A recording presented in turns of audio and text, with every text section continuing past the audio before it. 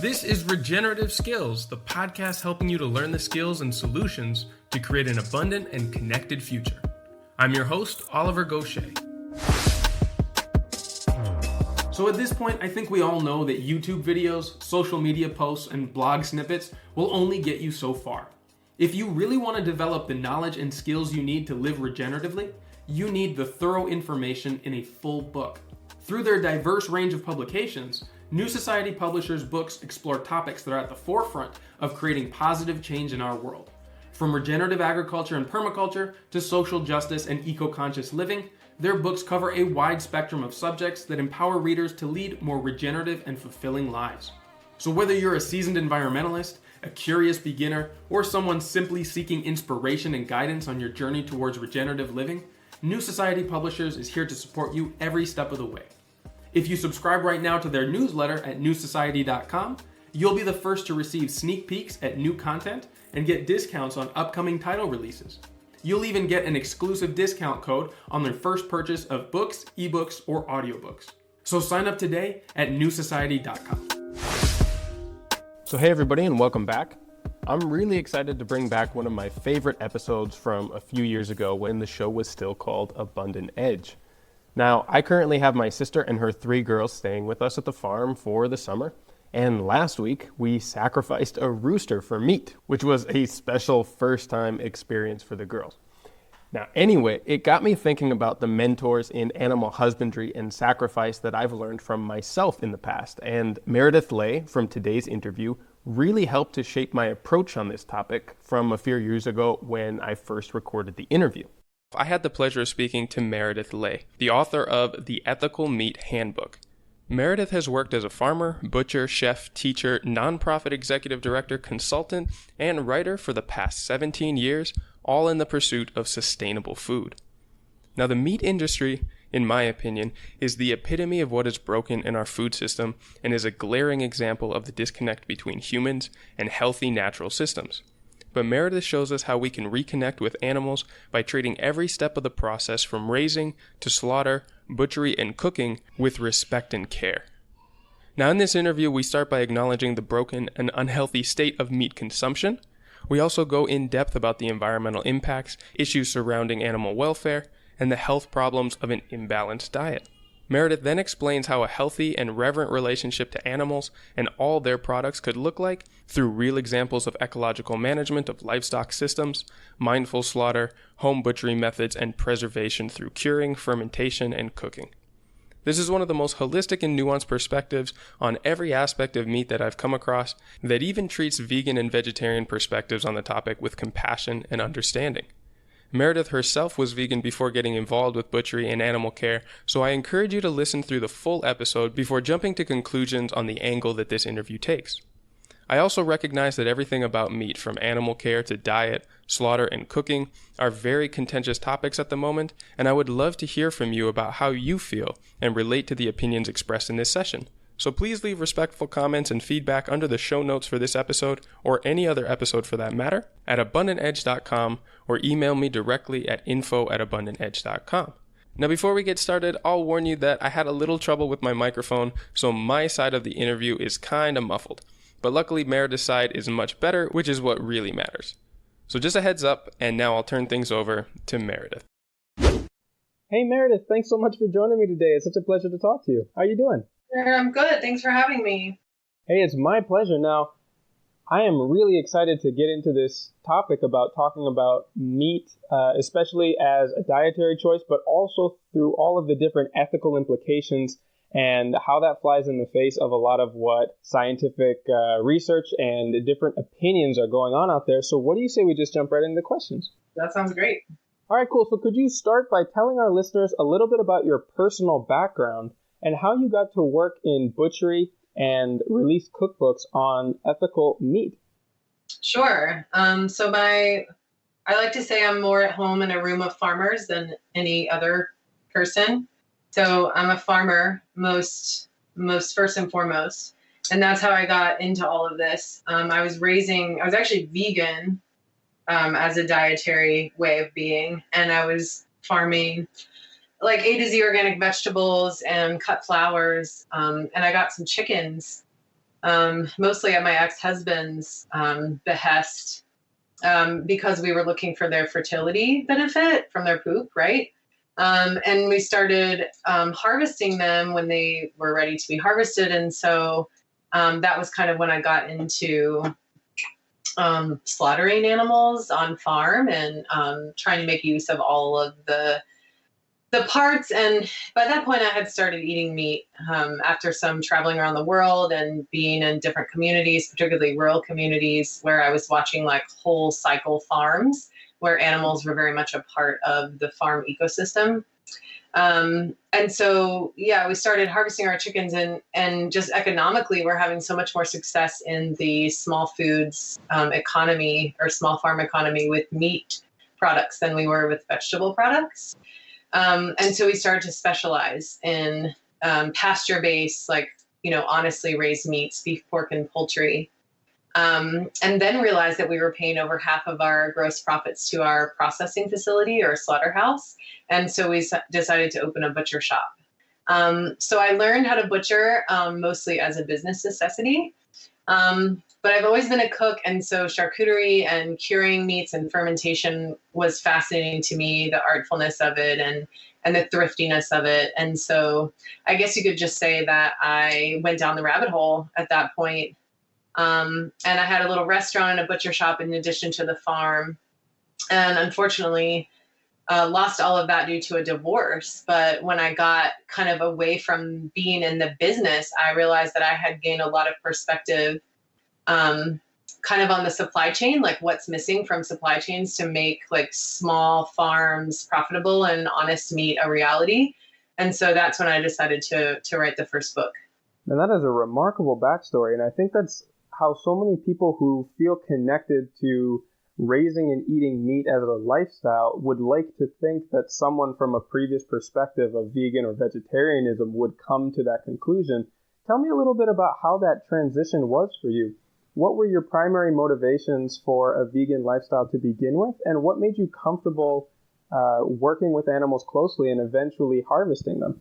That's a great question. I was motivated towards a vegan diet for the same reasons a lot of people are. I mean, I was really aggravated at the political like scene in the food industry, and I had a lot of empathy for the animals. I mean, the way by which most of meat comes onto people's plates is really awful. I mean, in terms of animal welfare and in terms of environmental justice and social issues, worker safety. I mean, the list goes on and on. And it seemed like the most, active thing that I could do was check out of that system. And that's something that the environmental movement from its earliest inception, I think I was always an environmentalist from as a child, always loving animals, always loving nature. And so the earliest stages of the environmental movement really pushed up against meat production and meat consumption, going all the way back to Diet for a Small Planet and stuff like that. So it's a really obvious and easy choice for somebody who wants to make, personal strides towards having a lower impact. But I think when I traveled around the world and I went to the third world and saw kind of how people dealt with land and farming from an ecosystem perspective, and really realized that the animal had a role there. And also that the choice towards veganism as a choice is really a privileged choice.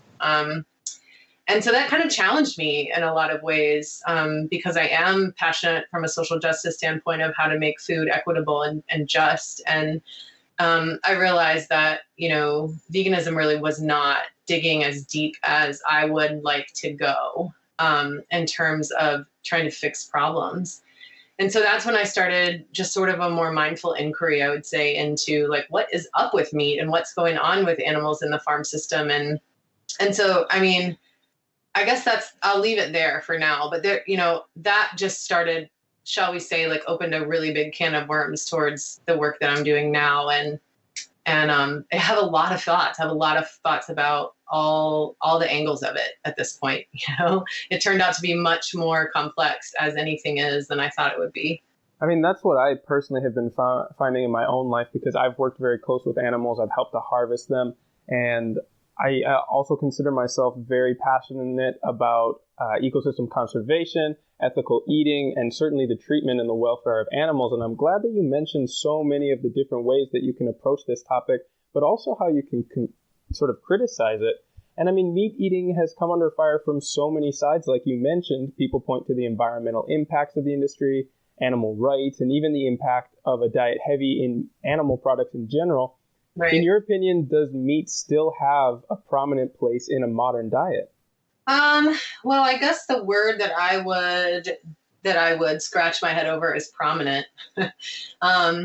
I mean, I do think that, there's a lot of evidence and certainly rancher experience towards regenerative models of high density grazing that are showing, yes, we can raise a large volume of animals, particularly ungulates, on the ground and support, a diet that's pretty high in protein, but at the same time, like we're still struggling to see some of our, alternative systems. And when I say alternative, like I want to be really conscious that a lot of these are based in indigenous practices. Like, a lot of the white people who are out there talking about this right now did not invent this stuff.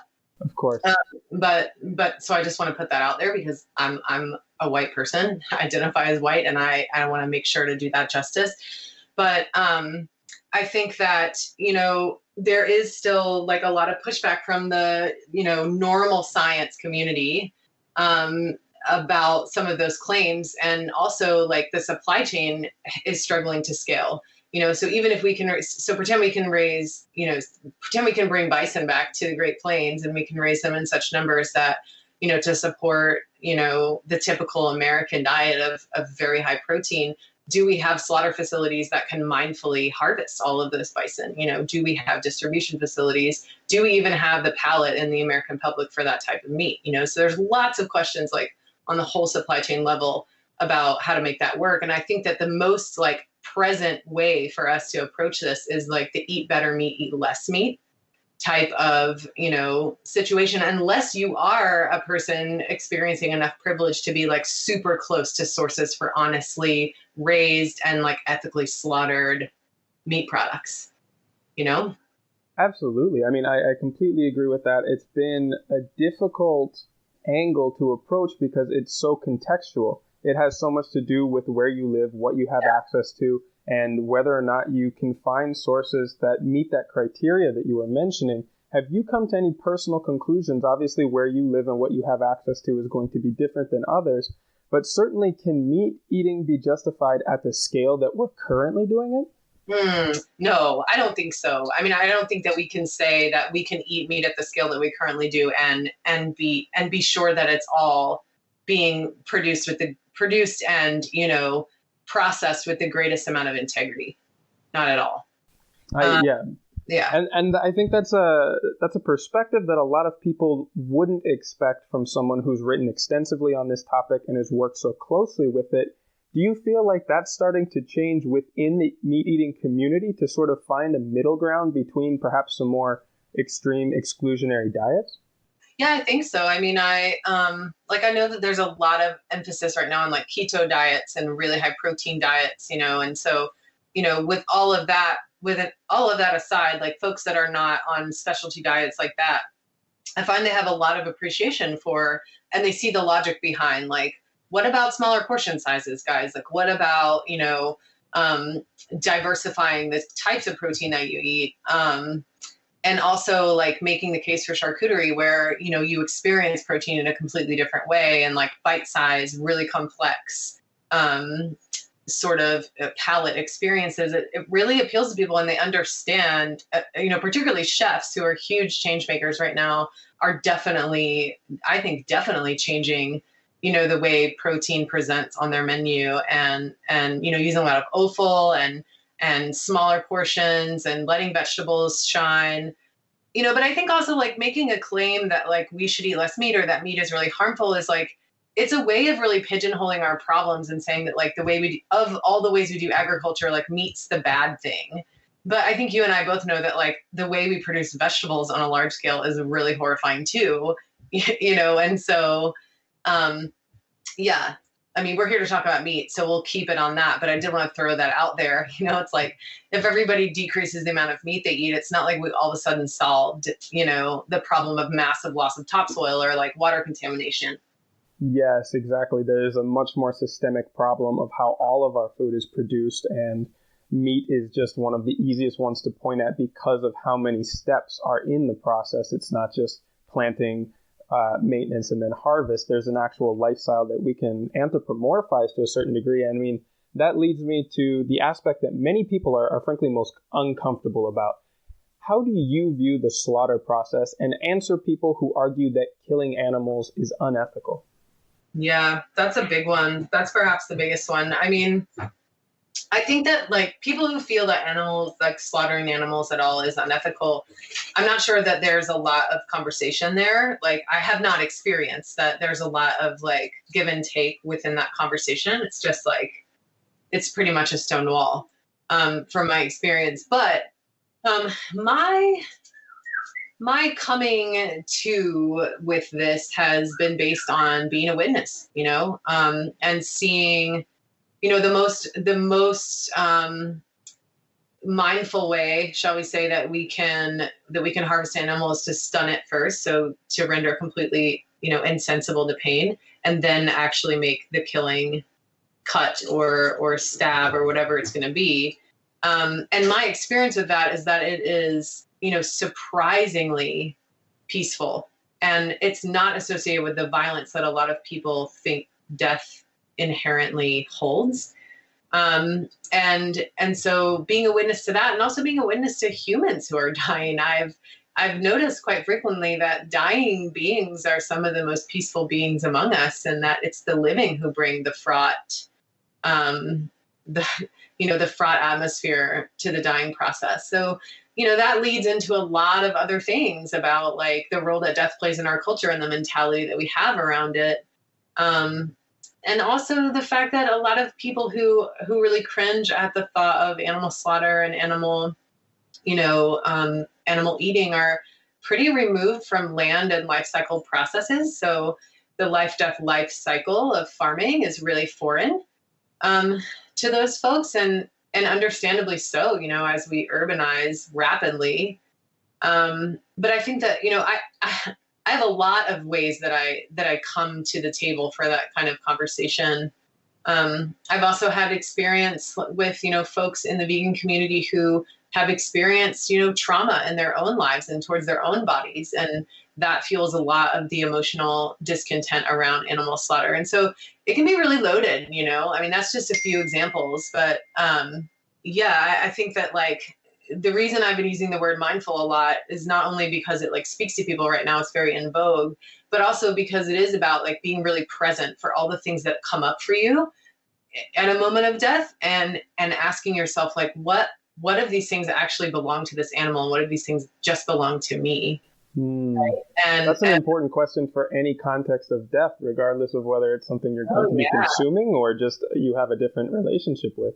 Yeah, I mean, even if like, if you're experiencing the death of a loved one, even like a human animal, like, being in that space and understanding like the fear that you're bringing, and the sort of the solemnity that you experience when you're faced with the fact that you will also die, like all of these things, come up for people, and in a moment, like it's very natural to have a fight or flight response, but if you can sit in that, and sort of rifle through those emotions and understand what you're bringing to the situation, it can lead to really profound growth and experience of your humanity, and I think that, ethical slaughter, what have you, mindful slaughter, as I prefer to call it today, it becomes a really great way to explore, not just issues of meat eating, but also issues of like, how are we in conversation with, the earth and with the land, and how are we in conversation with ourselves and our own egos?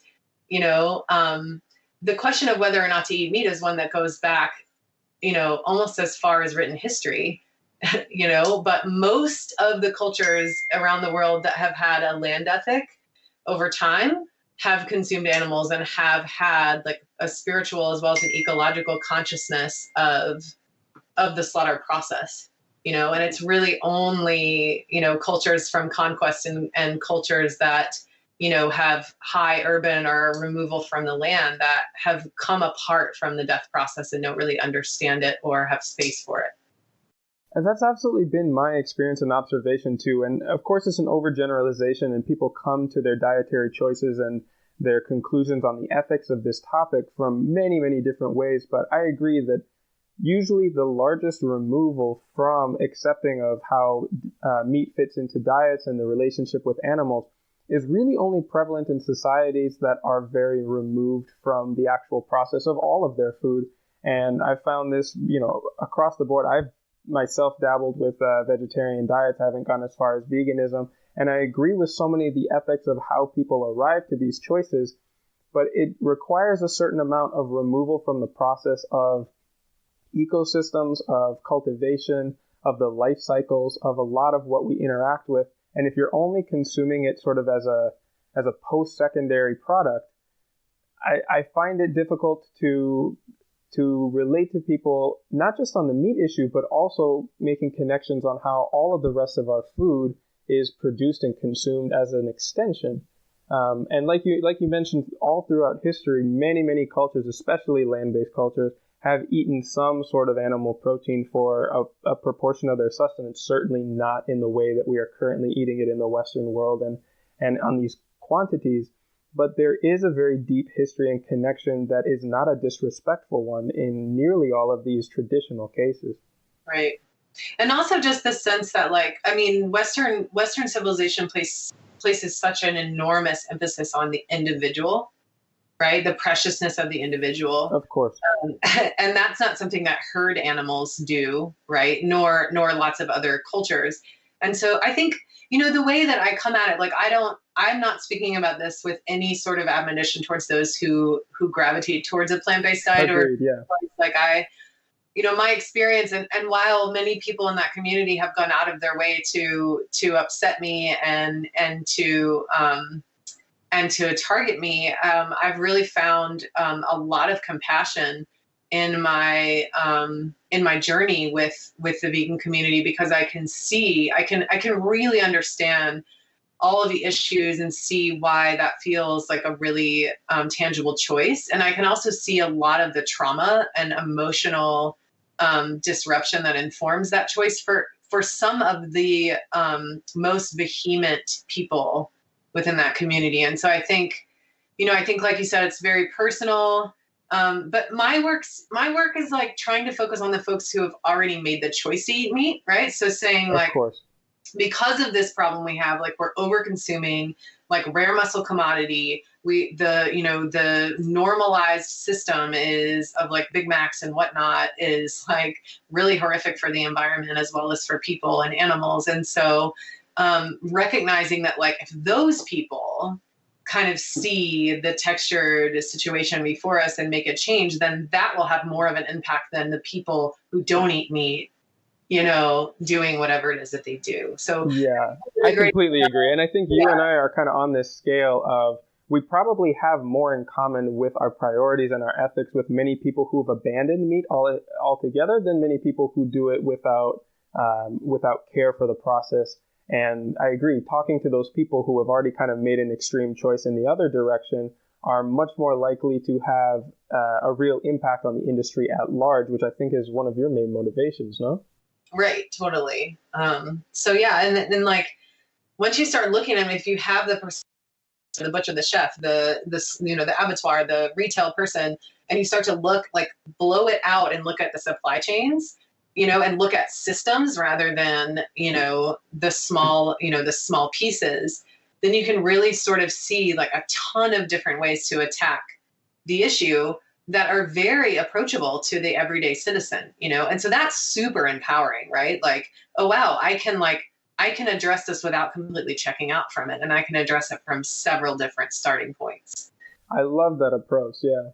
Now here, let's switch gears just a second and maybe tackle the last really controversial aspect of meat eating in the modern day, and that's the effect on our bodies and the dietary repercussions of eating certainly as much meat as is prevalent in our society in the United States, or let's say in the West in general. Where do you stand on that, and how do you see it as, I would say, a dietary system and its impact on our health?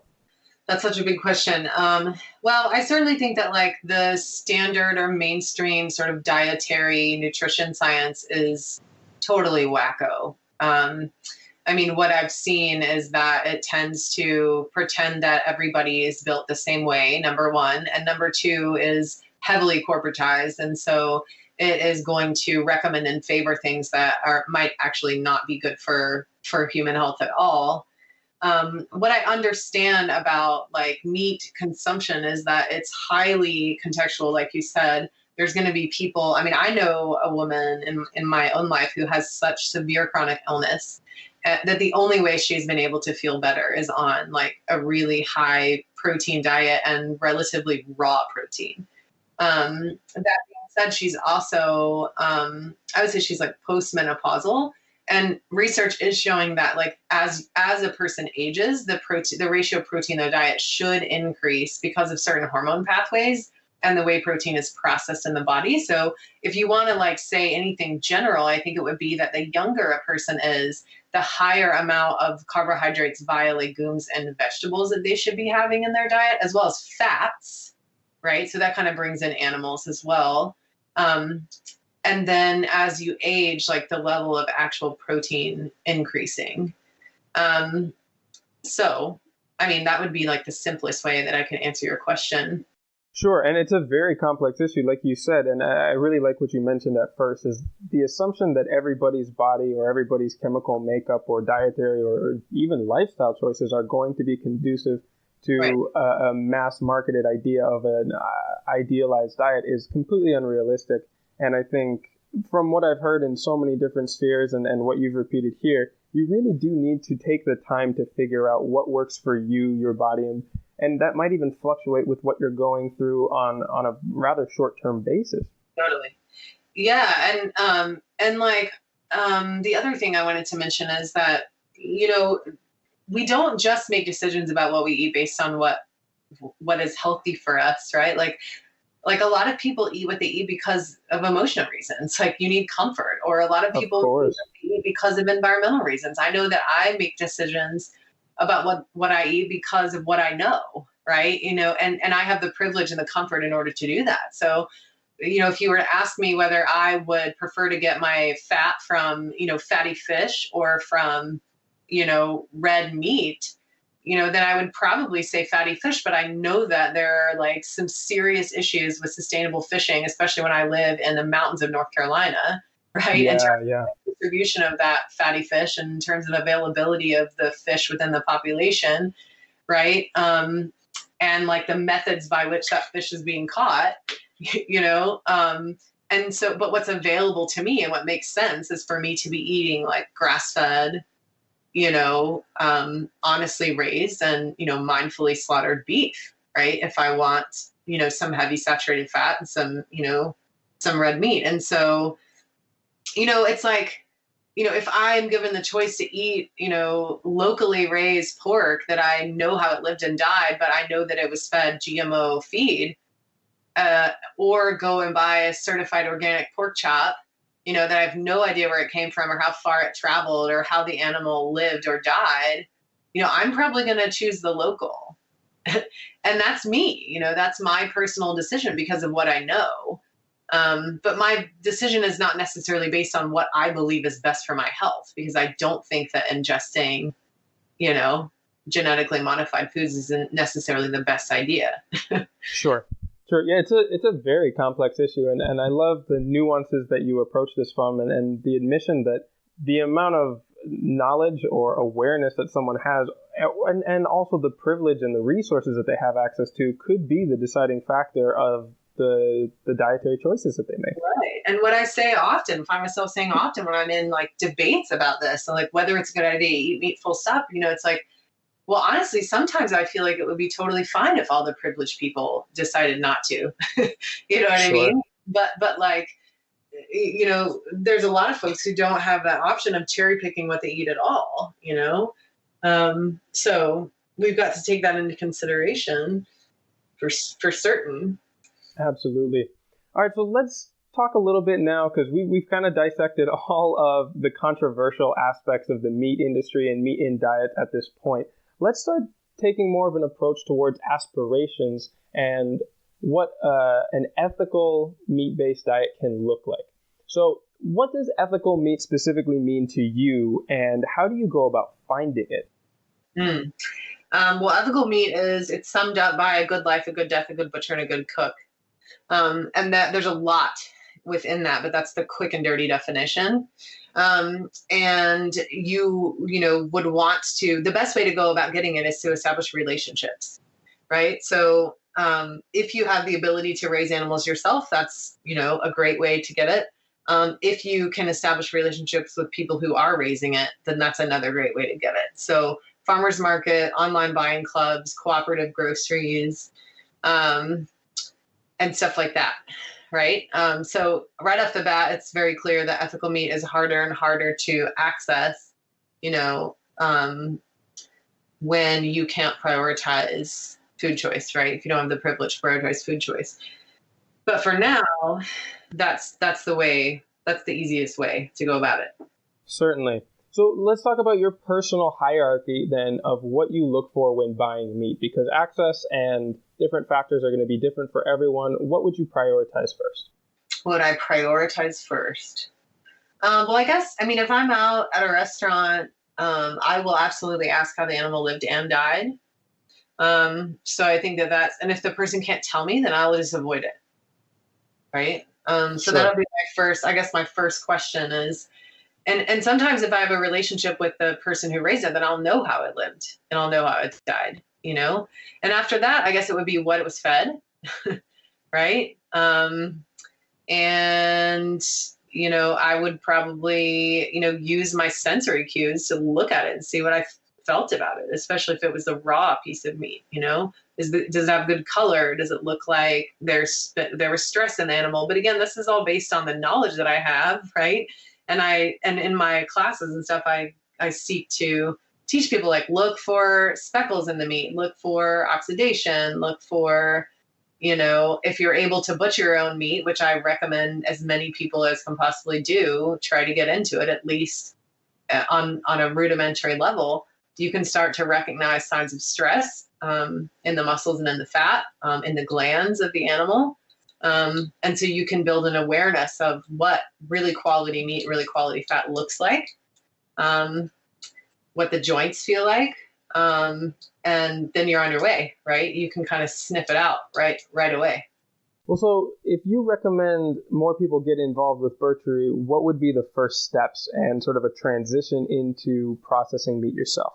I would say the first steps are to pick up any book that teaches you butchery. And it doesn't have to be whole animal butchery, but most of the books that do this will start with the whole carcass. But it needs to take you down to subprimal level at some point. So what I mean when I say that is, when an animal is slaughtered, it's usually, taken from its whole state into quarters or halves, and then it goes down into cuts called primals, and then it goes from primals to subprimals, and then from subprimals into retail cuts, which is what most people are used to buying at the farmer's market or the grocery. And so anybody, truly anybody with a knife on a cutting board can start to dig in with subprimal cuts. So these are like muscle groups.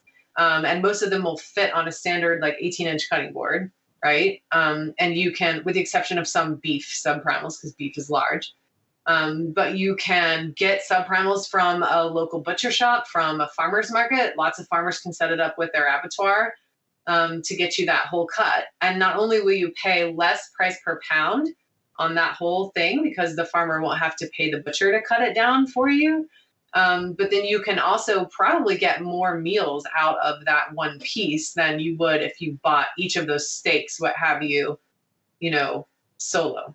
And for me, some of the benefits of working with subprimal cuts like this is that there's so many things that are thrown away before you get it as a retail cut, like you mentioned, which are super useful, and you can turn them into all kinds of other products which extend the usefulness of what you bought originally, don't you think?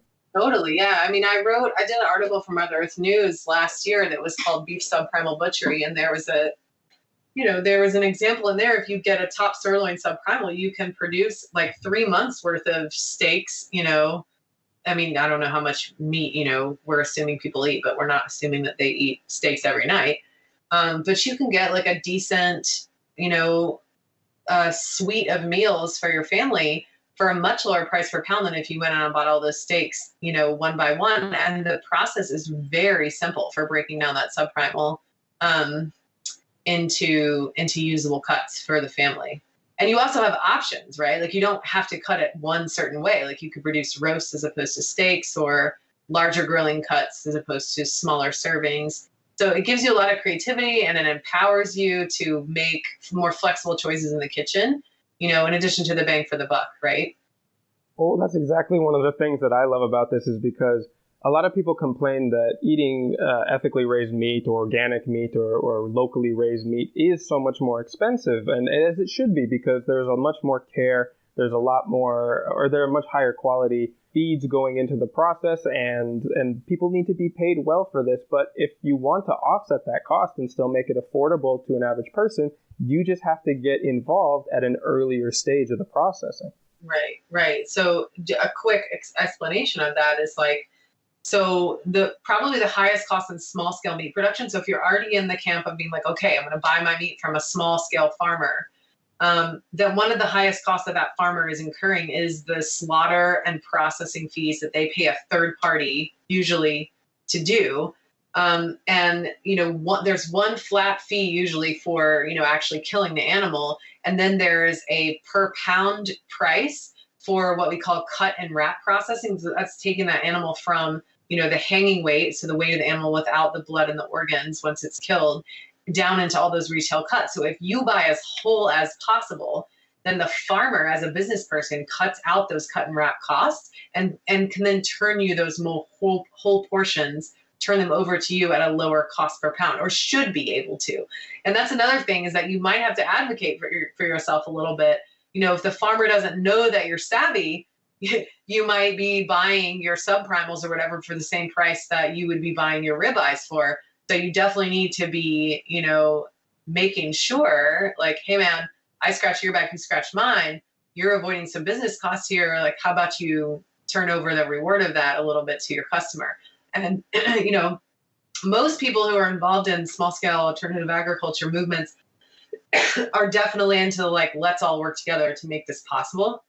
So it's not a difficult conversation to have if it's something that you're committed to. Yeah, absolutely. And it seems like every part of these processes that you're advocating for at some point really come back to getting involved with the community around the production, the raising, the processing of this. And the more you get involved with that, you'll save money. You'll also create relationships. You'll help along with the quality control. And so many other benefits come from, it's almost a shift in lifestyle, not so much just a way of looking at reducing costs on meat. Oh, totally. And the other thing is, like, for people who are in super urban areas or who don't feel like they have, like, I know there's a lot of issues with like where farmers markets are located and the way that they're organized in terms of them being accessible to everybody. And so there's lots of ways that people can team up, to make ethical meat available to themselves and their loved ones, like forming little buying groups and saying, okay, well, I can't make use of a half of a lamb on my own, but maybe me and two of my neighbors can do it. And we can decide how we want it cut. We can buy it more whole, or we can get it cut all the way down, and go home each with the portions that we like. Maybe the folks in the group who want to eat the lesser used cuts get to pay a bit lower price than the people who just want the loin chops, and the rack and the leg, which is the stuff that's easy to cook. And so getting creative, about how we capitalize good meat production and how we purchase, ethically raised meats, instead of just expecting the systems to be in place for us to go and pick it up, is a really great way to sort of check into the system and also get involved when you don't feel like you have a huge amount of financial resources, right available for this. Speaking of those financial resources, one of the things that you write passionately about is charcuterie, and a lot of people consider different cured and preserved meats to be quite expensive, especially when they're high quality and, used high quality ingredients. But I know from reading some of your work that this is actually a very simple process. It just takes a little bit of education. Can you give us a little overview about how someone might get introduced into cured and processed meats? Oh, totally. Well, it's all over the internet. Charcuterie is very in vogue right now. It's very trendy. So there's 1,001 or more recipes online for how you can start making your own bacon. How you can get, and I would say that that's probably the most successful thing to do is like go ahead and try some kind of whole muscle cured product. So we're talking about bacon or bresaola or guanciale or some of the, some lardo, some of the things that folks might have, some words folks might have heard before.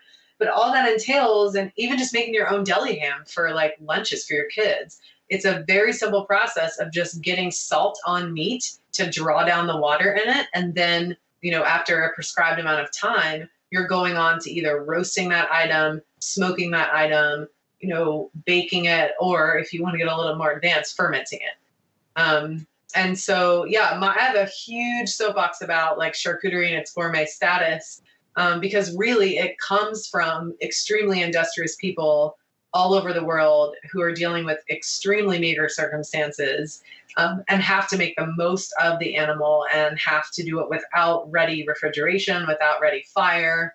And so this is like, if we want to get down and dirty, this is poor people's food, right? And the fact that we've like brought it up to this thing that's completely inaccessible, to me feels really ridiculous. So a lot of my classes are about giving that skill back to the people and opening the doors for them. Because it's actually totally doable for any home cook. I love that you mentioned that.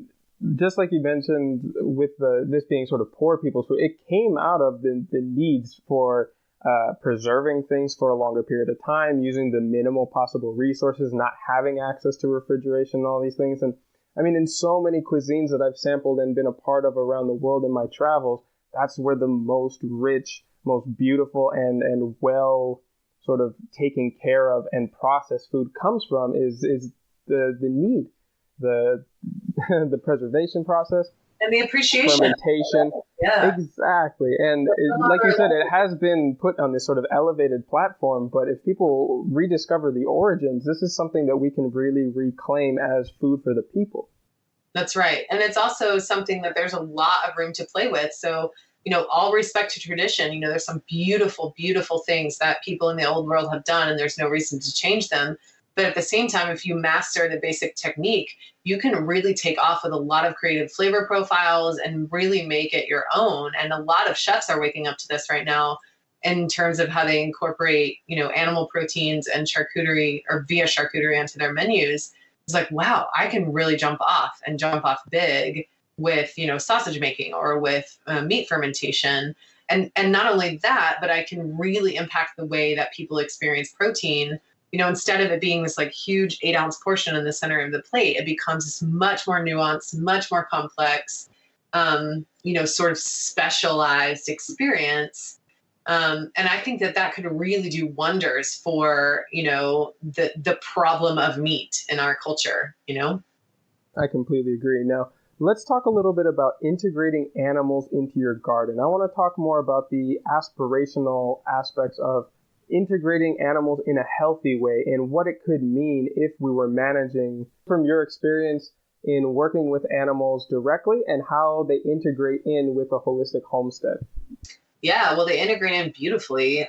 Specifically, if somebody's already on the path of trying to be as self-reliant as possible, then the animal brings a lot of really awesome attributes to that. And particularly, especially, gardeners are mostly working on smaller scale. So we're talking like poultry, chickens, geese, ducks, quail, pheasants, guineas, animals like this. And then also rabbits are really good animals for incorporating into the homestead or garden. And even though rabbit is not a food that lots of people consume, it's certainly on the rise. It's got twice as much protein as chicken, and it's leaner. And so that appeals to a lot of folks. And then obviously the fertility benefits of the animals are huge. So you can be making compost or having the animals pooping directly onto, ground that you want to turn over. And so, yeah, there's a lot of applications. You can go even further when you do your harvest, and you can be making your own blood meal. You can be making your own feather meal.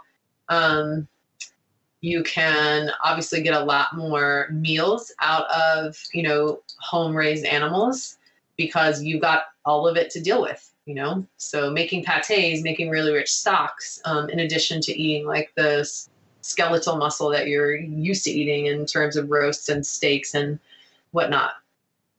Yeah, I love it. I mean, listeners of this podcast will remember through all of the different regenerative roundtable sessions in previous months with me talking with my former business colleagues on the homestead that we founded in rural Guatemala, just how much time and focus we put into integrating the animal systems in with the larger production methods. Now, we were only on about a half an acre of land, so we were very confined with what we could do. The goats had to go and graze off on pastures up in the mountains, but we had chickens and ducks rotating through the system, not only in the pens, but also in different areas of the garden and the production areas as well.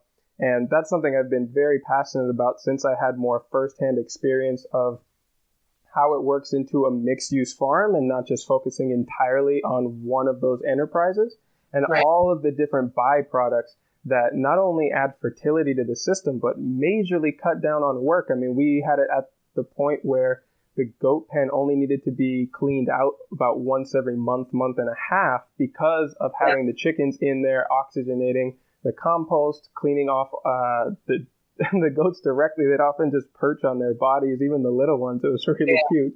And also eating the parasites and the bugs out of the bedding below, just to keep the whole system much, much cleaner.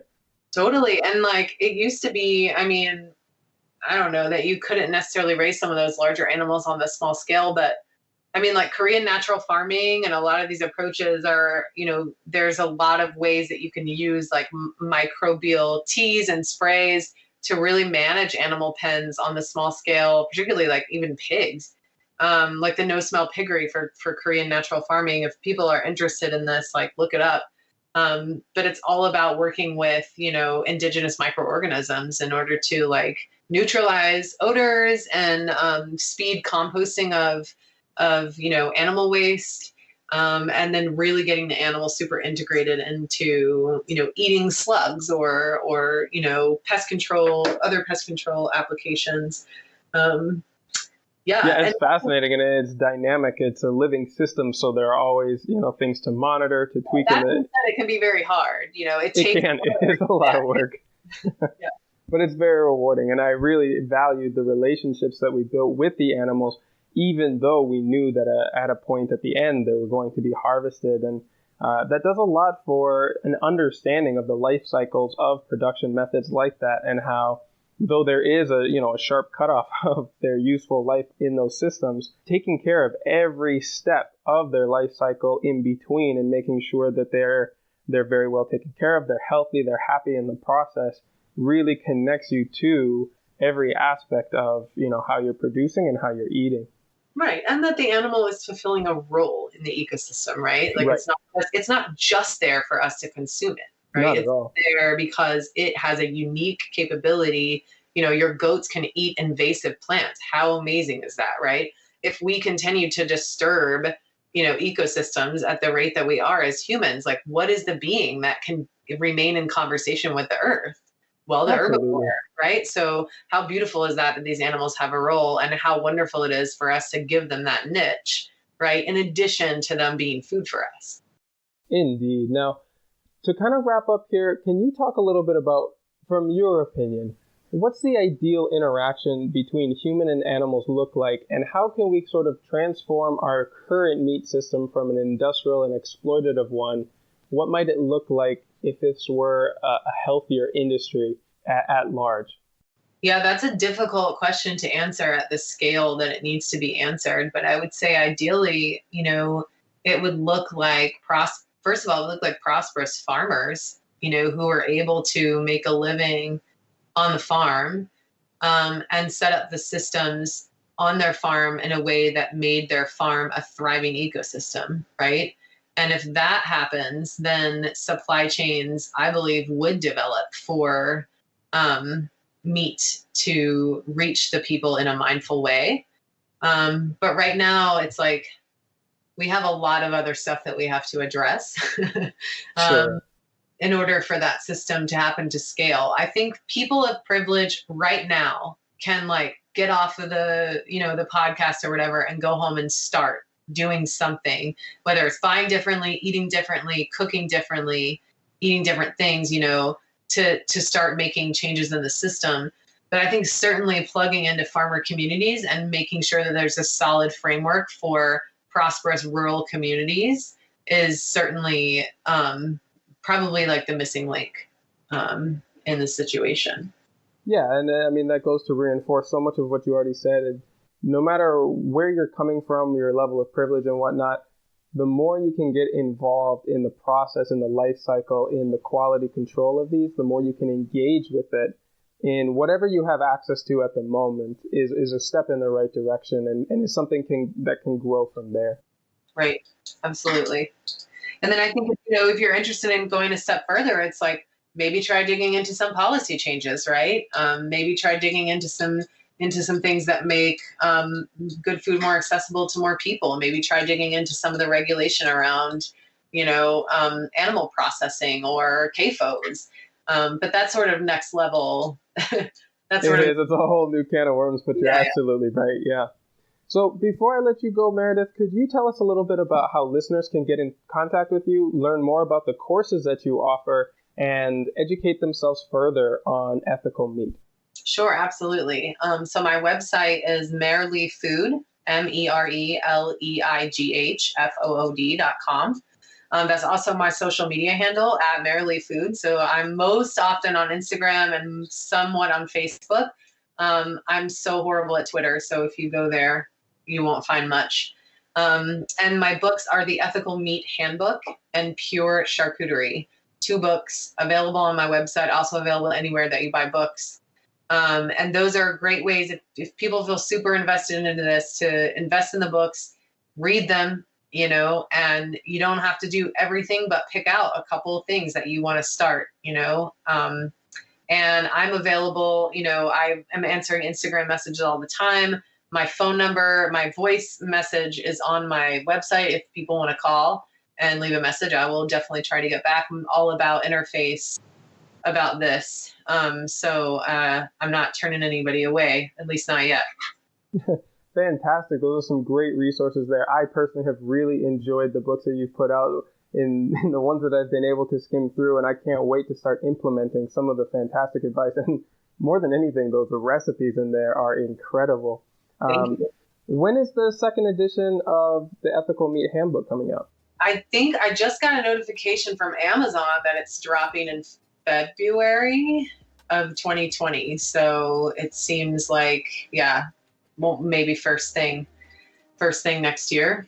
Awesome. Well, that's something to look forward to as well. So Meredith, thank you again so much for taking the time. I really hope that we can reconnect again and explore this topic further, and just stay in touch. I'm really excited to see how this continues to grow and the impact that you're having on the industry at large.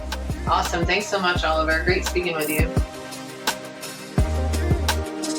Now, before we wrap this up, just remember that these episodes are only the beginning of the learning resources, design and coaching services, in-person courses, and interactive community that are available through Regenerative Skills.